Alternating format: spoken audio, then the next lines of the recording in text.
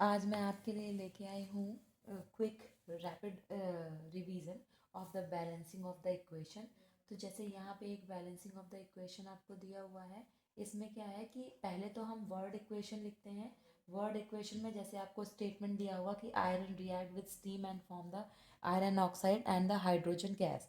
तो इसको सबसे पहले आप क्या करोगे, जो भी दिया है उसको आप लिख लो कि iron reacts with steam, form iron oxide and hydrogen. ठीक है, अब इनके सिंबल्स आप लिख दोगे। नेक्स्ट स्टेप में आप क्या लिखोगे, आप सिंबल्स को लिखोगे।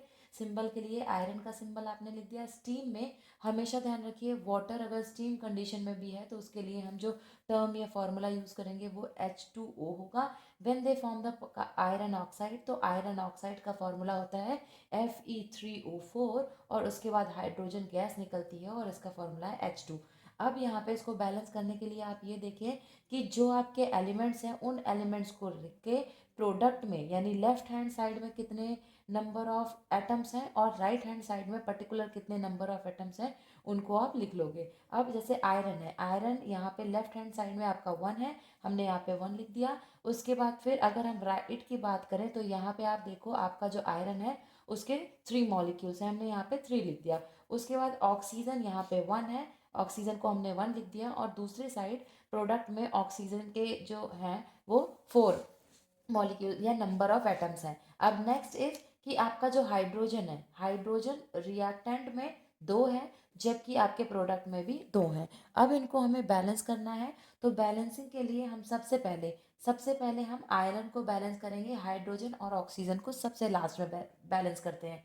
तो आप देखो कि यहाँ पे रिएक्टेंट में जो आयरन है वो 1 है और प्रोडक्ट में आयरन 3 है। तो 1 को कन्वर्ट करने के लिए 3 में अगर हम इसको 3 से मल्टीप्लाई कर दें, यानी कि जहाँ पे आयरन लिखा हुआ है वहाँ पे अगर हम 3 से मल्टीप्लाई कर दें तो ये देखो दोनों ही 3 आपके इक्वल हो गए।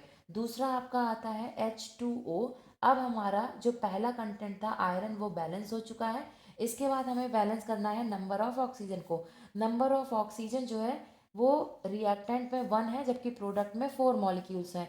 तो अगर हम इसको 4 से मल्टीप्लाई कर दें, यानी जहाँ पे ऑक्सीजन लिखा है वहाँ पे उससे अगर हम 4 से मल्टीप्लाई कर दें तो ये प्रोडक्ट के ऑक्सीजन के नंबर से बराबर हो जाता है। लेकिन जैसे ही हम इसको करते हैं तो ये देखते हैं कि आपका जो हाइड्रोजन है उसमें भी 4 से मल्टीप्लिकेशन हो गई है क्योंकि वो ऑक्सीजन के साथ था। तो अब यहाँ पे देखिए आपका जो हाइड्रोजन मॉलिक्यूल है ये आपका हाइड्रोजन मॉलिक्यूल हो गया है 8, जबकि यहाँ पे आपका हाइड्रोजन मॉलिक्यूल जो है प्रोडक्ट में वो सिर्फ 2 है। तो आप क्या करोगे, अब आप 2 को 8 में कन्वर्ट करने के लिए 4 से मल्टीप्लाई कर दोगे और यहाँ पे जो फॉर्मूला आ जाएगा 3Fe plus 4H2O is equals to Fe3O4 plus 4H2। और ये देखिए इस तरीके से आपका जो रिएक्शन है वो बैलेंस्ड हो गया है।